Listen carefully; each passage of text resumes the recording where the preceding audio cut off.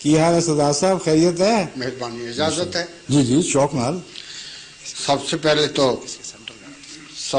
تو میرا سلام عقیدت قبول ہو،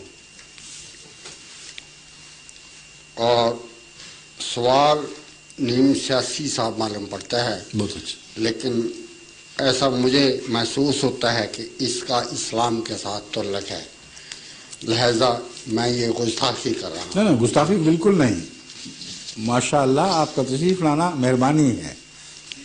اور سن 1947 میں جی جب بادشاہی ہند و پاکستان میں تقسیم ہوئی اور جماعت احمدیہ کا ہیڈ کوارٹر اس وقت ہندوستان میں قادیان تھا، ٹھیک، میں حضور سے یہ گزارش کروں گا کہ مجھے یہ بتایا جائے کہ جماعت احمدیہ نے اس تقسیم میں کیا رول ادا کیا۔ بہت اچھا، جزاک اللہ، شکریہ۔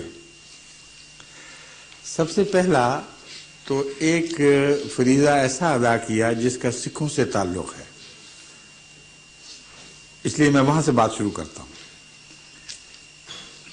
ہمارے امام نے، اس وقت کے امام نے بھی، اور میرے چچا حضرت مرزا بشیر احمد صاحب نے بھی تمام سکھ کمیونٹی کو اس بات سے متنبہ فرمایا کہ دیکھیں، آپ ہندوستان کے لیے آپٹ نہ کریں، کیونکہ نہ آپ کا مذہب ان کے قریب ہے اور نہ آپ کے حقوق کی حفاظت ہو سکے گی۔ آپ توحید کے قائل ہیں اور توحید کے لحاظ سے اسلام آپ کے قریب ترین ہے، اور جہاں تک حقوق کا تعلق ہے، جتنے آپ کو پاکستان میں حقوق ملیں گے اتنے ہندوستان میں آپ تصور بھی نہیں کر سکتے، اس لیے بے گھر ہو جائیں گے، اور یہ سارا پنجاب پاکستان سے نہیں، آپ کے قدموں سے بھی نکل جائے گا۔ یہ تنبیہ اتنی وضاحت سے کی گئی کہ ایک مضمون حضرت مرزا بشیر احمد صاحب میرے جو چچا تھے ان کا بہت ہی ہردل عزیز ہوا اور سکھوں میں ہاتھوں ہاتھ نکلا، وہ تھا خالصہ ہوشیار باش۔ اور سکھ علماء چوٹی کے سربراہوں نے اس کا ادب کیا، مگر کہا نہیں، ہم نے فیصلہ کر لیا، ہم ہندوستانی کے ساتھ رہیں گے، اور اس کے بعد آج تک اس کے دکھ اٹھا رہے ہیں۔ بلکہ اس سے بڑی غلطی کہ خود اس پنجاب کو جس کی محبت ان کی رگ و پے میں سرایت کر گئی تھی، اسی خمیز سے اٹھے تھے وہ، اس کو تقسیم کر دیا، ہریانہ بنا دیا، جلندھر کی شاخ الگ کر دی، اتنا ظلم۔ اور اگر وہ پاکستان کے ساتھ ہوتے تو بڑی عزت اور وقار کے ساتھ بادشاہی کرنی تھی انہوں نے یہاں۔ تو پہلا فرض تو جماعت احمدیہ نے یہ ادا کیا کہ سکھوں کو متنبہ کیا کہ ایسا نہ کرو، اور یہ بتایا کہ دیکھو، تو ہمیں تو یہ نقصان پہنچے گا کہ گرداسپور جہاں قادیان ہے وہ ہمارے ہاتھ سے نکلے گا، تم اگر جاؤ گے تو وہ بھی نکل جائے گا، لیکن تمہارا نقصان بہت شدید ہے اور دائمی ہے، مگر نہیں سنی گئی۔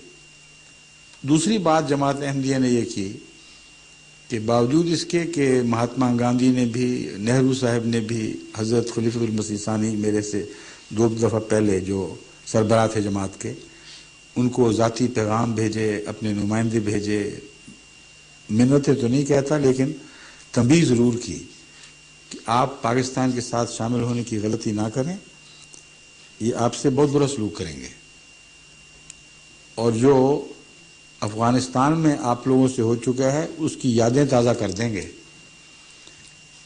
اور گاندھی صاحب نے جو پیغام بھیجا مردولہ سارا بائی کے ذریعے بھجوایا تھا، اور اس میں اتفاق اپنے لیے سمجھتا ہوں کہ میں اس میں موجود تھا اس وقت۔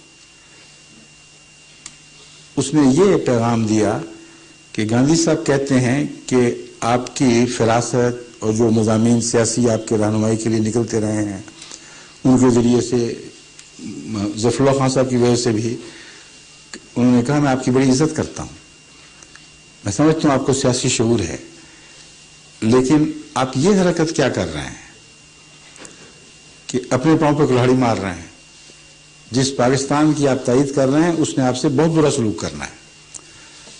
حضرت مسلم موعود نے، ہم ان کو مسلم موعود بھی کہتے ہیں، یعنی خدا تعالیٰ کی طرف سے اصلاح کا وعدہ جو تھا وہ ان کے ذریعے پورا ہوا.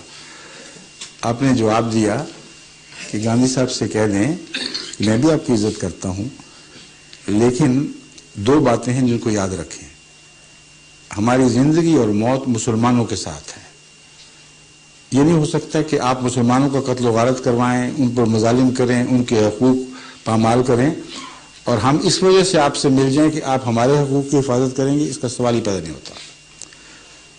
جہاں وہ مارے جائیں گے وہاں ہم بھی مارے جائیں گے. ہمارا مقدر مسلمانوں کے ساتھ ہے. دوسرا، ان کو یہ خیال ہے کہ مجھے علم نہیں. آپ نے اپنے خطبے کا حوالہ دیا کہ وہ اگر میرا خطبہ سن لیتے تو ان کو پتہ چلتا کہ میں نے جماعت کو جہاں پاکستان کی تائید کی ہدایت کی وہاں متنبع بھی کیا، اور کہا کہ پاکستان کی تائید میں اس لیے نہیں کر رہا کہ تمہیں وہاں ایک امن کی جگہ مل جائے گی. جو میری آنکھ دیکھ رہی ہے وہاں تم پر ایسے خوفناک مظالم ہوں گے کہ اگر میں تفصیل بیان کروں تو جو کمزور دل ہیں ان کے دل بیٹھ جائیں گے. لیکن اس کے باوجود ہمارا مقدر ہے کہ ان مصیبتوں میں سے گزریں اور قوم کی تقدیر بھی محنت اور کوشش اور قربانی کے ساتھ تبدیل کرنے کی کوشش کریں اور اسلام کا ساتھ نہ چھوڑیں. کیونکہ یہاں اب وطن کی بات نہیں رہی، اب یہ سوال مسلمان غیر مسلمان کا سوال ہو گیا. یہ آپ نے جواب دیا اور یہ بین ہی اسی طرح ثابت ہوا. اس لیے نادانی کا فیصلہ نہیں تھا. اگر انسان کو پتہ نہ ہو کہ مجھے مار پڑے گی اور پھر مار پڑ جائے تو کہیں بڑا بیوقوف نکلا. لیکن پتہ ہو اور اعلیٰ مقصد کی خاطر وہ مار کھائے تو اس کو بیوقوف نہیں کہا جاتا.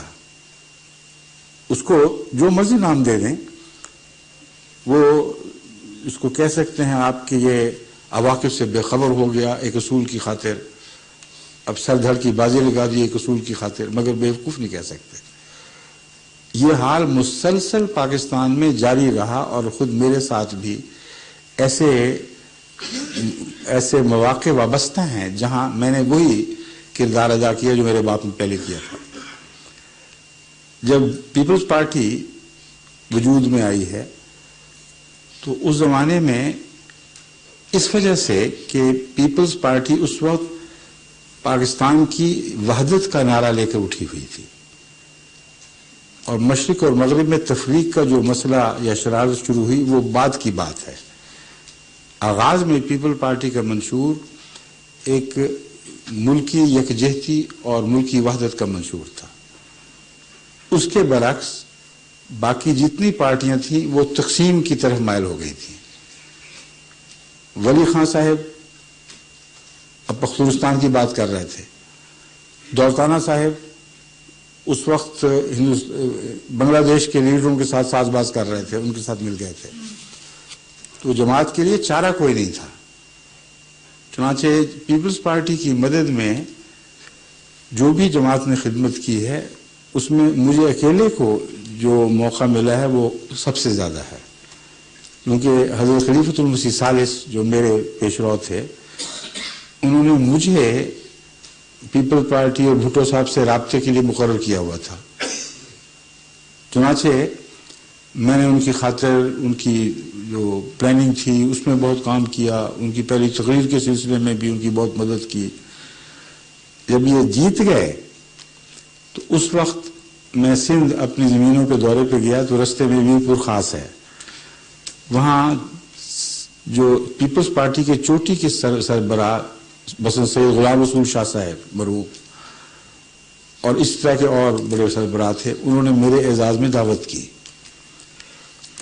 اور بہت عزت دی، اور دعوت کے بعد ایک تقریر کی پیر غلام رسول شاہ صاحب نے، اور انہوں نے کہا کہ مرزا صاحب میں جانتا ہوں کہ جماعت احمدیہ کے بڑے احسان ہیں ہم پر، لیکن ساری جماعت کے احسان ایک طرف اور آپ کے اکیلے کے دوسری طرف. یہ مبالغہ امیزی تھی اور ان کا معنی یہ تھا کہ آپ ذاتی طور پر جو باتیں سمجھاتے رہے ہیں ہمیں وہی ٹھیک نکلتی تھیں. ان معنوں میں انہوں نے کہا کہ بہت زیادہ، اس لیے اب خدا ہمیں طاقت دے رہا ہے تو آپ دیکھنا ہم کس طرح ان احسانات کا بدلہ اتارنے کی کوشش کریں گے.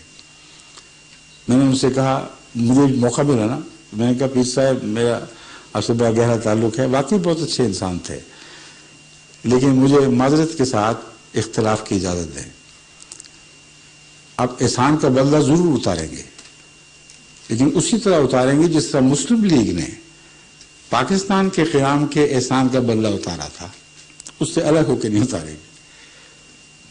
پہلی اینٹی احمدیہ تحریک جو 1953 میں چلی ہے وہ دولتانہ کی سربراہی میں چلی ہے، اور 1953 کی تحقیقاتی عدالت نے 100% وضاحت کے ساتھ لکھا کہ حکومت پنجاب کروا رہی تھی سارا قتل و غارت، ورنہ آئی جی نے کہا کہ آئی جی کا کیا سوال ہے، اگر ایک تھانے دار مجھے دیتے اور کہتے کہ اس کو بند کرا دو تو مجال نہیں تھی مولوی کی کوئی شرارت کر سکتا. تو حکومت کروا رہی تھی، سارے اخبارات جو اینٹی احمدیہ تحریک چلا رہے تھے ان کو پیسے دے رہی تھی فنڈز اپنے خزانوں سے، اور کسی نے اگر وہ کتاب پڑھی ہو منیر انکوائری رپورٹ تو اس کو پتہ لگ جائے گا کہ اتنی بالکل واضح کھلی بات ہے، آج بھی وہ موجود ہے کتاب. تو میں نے ان کو کہا پیر صاحب کو کہ یہ واقعہ ہم دیکھ چکے ہیں، بھولے نہیں ہیں. ہم نے پاکستان اصولوں کی محبت کی خاطر، مسلمانوں کے عمومی مفاد کی خاطر بنانے میں اپنی جتنی بھی توفیق تھی مدد کی. پیپلز پارٹی پہ بھی ہمارا کوئی احسان نہیں، کیونکہ ہم مجبور تھے. یہی اصول اس موقع پر بھی ہمیں مجبور کر رہے تھے کہ پیپل پارٹی کی مدد کریں، لیکن آپ نے وہی کرنا ہے جو دولتانہ اور اس کے ساتھیوں نے کیا تھا. جب 1974 کی تحریک چلی ہے تو پیر صاحب بہت شریف النفس آدمی تھے، وہ حتی المدور کوشش کرتے تھے کہ میرا آمنا سامنا نہ ہو جائے کہیں، ورنہ ان کو یاد آئے گا اور شرمندہ ہوں گے.